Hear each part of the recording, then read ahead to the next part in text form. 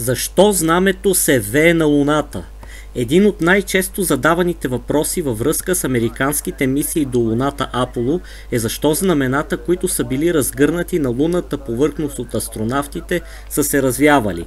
Привържениците на псевдонаучни конспиративни теории ни убеждават, че понеже в космоса няма въздух, то едно знаме, разгърнато в космически условия, не може да се развее, следователно американците никога не са стъпвали на Луната.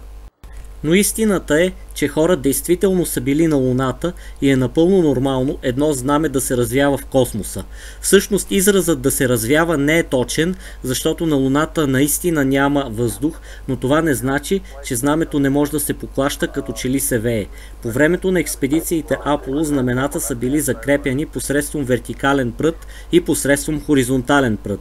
Специално в случая с Аполо 11, астронавтите Бъс Олдрин и Нил Армстронг не са успели да разгърнат напълно хоризонталния прът, поради което знамето изглеждало нагънато и илюзията за развяване е била по-силна.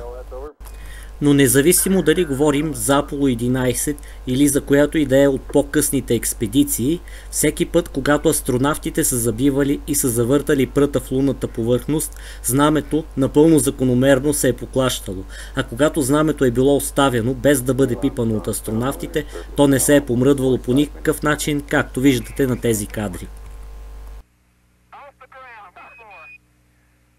Развяващите се знамена не са характеристика само за американските космически мисии. През 2013 година руски космонавти разгърнаха националния си флаг от външната страна на Международната космическа станция, а през 2022 година отново руски космонавти разгърнаха в орбита знамето на победата. Както виждате на тези кадри, руските знамена също могат да се веят в космоса.